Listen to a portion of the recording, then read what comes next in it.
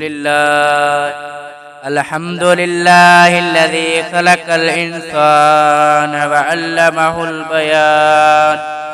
والصلاة والسلام على سيدنا محمد الذي هو صاحب الجود والإحسان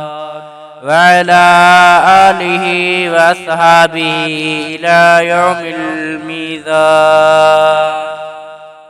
بعد حمد حقنات مصطفى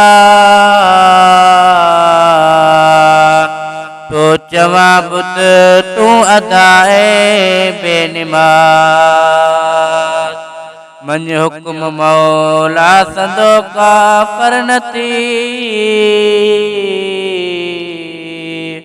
ड्रिज खुदा का तू बंदाए बेनिमाज कर पंजन जी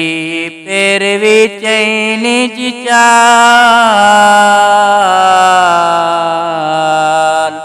पढ़ निमाज़ूं छॾ गुनाहे बेनिमाज सब नबी ऐं औलिया आलिम पढ़नि जो पढ़ी ना तू सुणाए बेनिमाज ॾींहुं हिकु पवंदे वञी तूं क़बर में ॾे छॾे हिर्स वहवाए बेनिमाज सभु दुनिया हितड़े छॾे वेंदे हलियो थी हथे खाली सफ़ाए बेनिमाज नेमतूं कई खुदा तोखे ॾिनियूं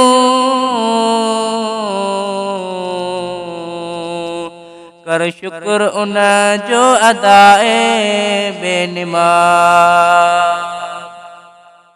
जो खुदा खल्क़ियो आ तोखे ख्याल कर इन हकीकत खे अंदाए बेनिमाज वरी आहे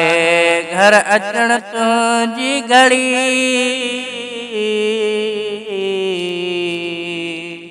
सच बकुल मुस्तफ़ा बेनिमाज मन आ बिल्कुल ॾियण तोखे सलाम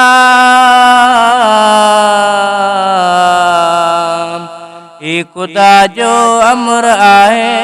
बेनिमाज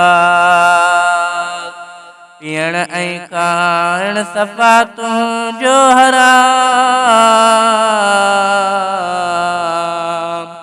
फिक्र कई फतवाई आए बेनिमाज तू कुत्ते का कम वक्त आही किनो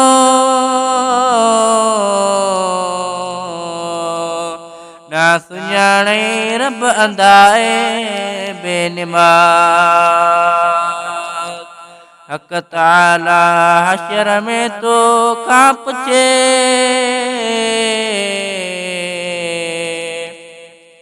छा चवी मूंखे ॿुधाए बेनिमाज लानतूं दम दम लखे तो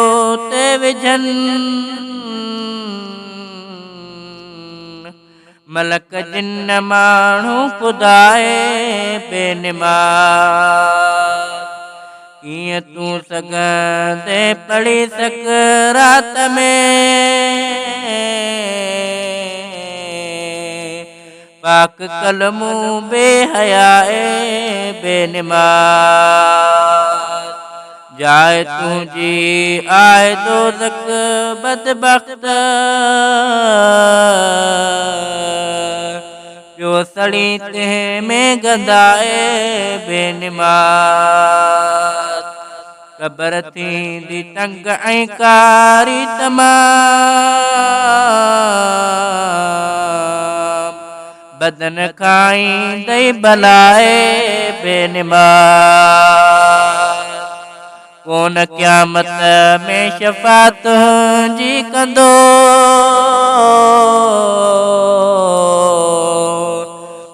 मुस्तफ़ा तो खां खफ़ाए बेनिमात ही वॾियूं भुल कार जूं ॻाल्हियूं ॿुधी